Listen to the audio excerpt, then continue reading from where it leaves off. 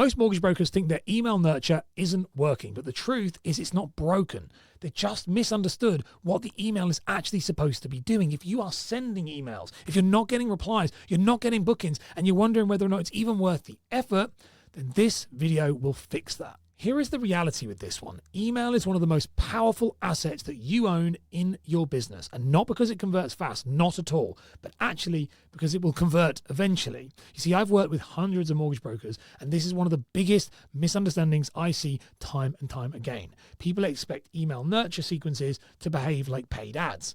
And they just don't, okay? It's kind of unreasonable for you to think that. So in this video, I'm going to walk you through all the things you need to know about email. I'm going to talk about how long your email nurture sequence actually needs to be to get results, what your emails should include, and more importantly, what you should stop doing, how email moves passive prospects into booked calls, because that's what we want, and the biggest mistake that stops most brokers from converting at all. Now, this is not theory. This is a system that I use myself, that my brokers use when I work with them, and hopefully by the end of this video, you can start to implement too. So why is email your most important owned asset? You see, email works different to other platforms. It's the only platform that you truly own. You do not own social media. You do not own any algorithms. Then that means you do not own your own reach, especially on those kind of rented platforms. But with email, you control the relationship. It is yours completely and 100% yours. You see, most of your audience isn't ready when they find you.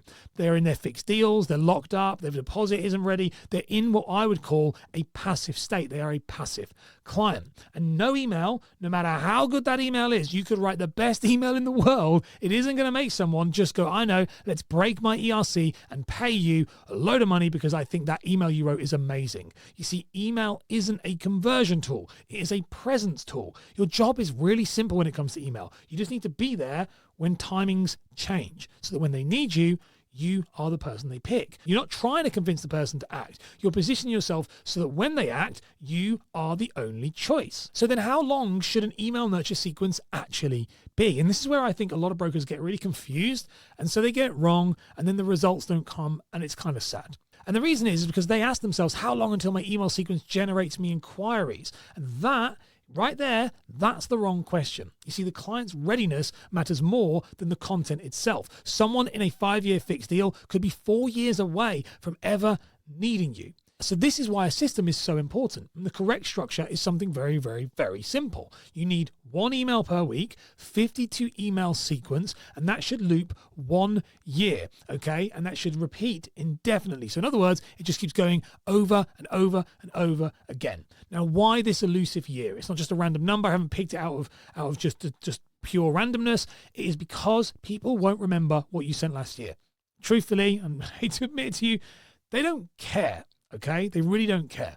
Email doesn't end when the sequence ends. That's not the point. You don't get to the end of 52 and it stops. It should loop until the timing aligns with the client, and then everything else will start to click into place.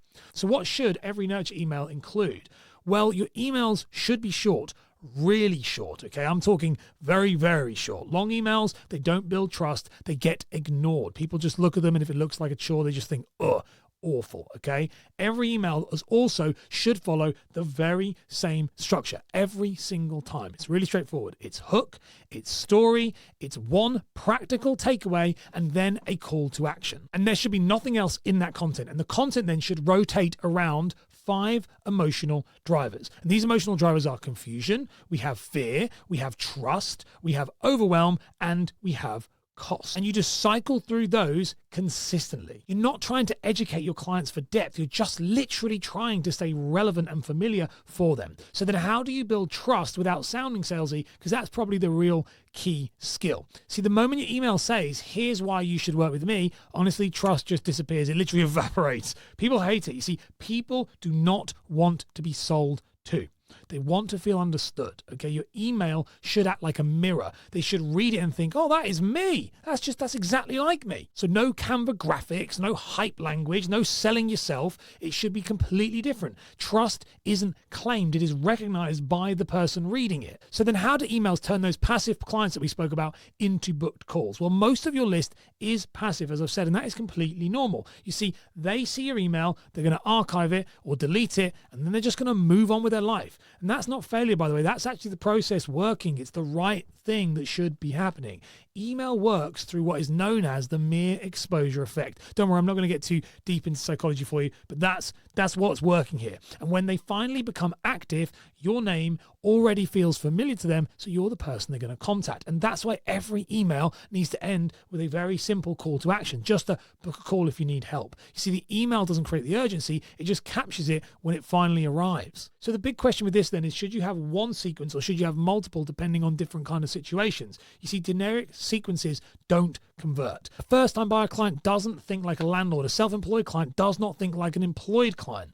You need separate nurture sequences for any niche that you choose to go after. And those niches, there's loads out there, but that's first-time buyer, buy-to-let, self-employed, bad credit, home mover. These are the main niches. Each one of these should have their own 1-year loop. Yes, that is right, by the way. Just so you do the maths, that is 260 emails if you want to do it properly and do it all. Delivering content to them with the precise problem, that's what's going to win every single time. So what is the biggest then mistakes that mortgage brokers make with email across the board? Now, there are 3 very common mistakes I see all the time. So the biggest ones are sending too infrequently, sending too much, and writing emails that are way too long. And the biggest one of all, sending content that isn't aligned with the problem they opted in for. Always remember with this one, if it doesn't respect their time, it will not earn their trust. Now, email nurture only works if people enter it in the first place. So the only real viable way to do that is reliable is a strong lead magnet. Now, if you want to understand how mortgage broker lead magnets actually work and what to create, how to structure them, and how they feed into this exact system,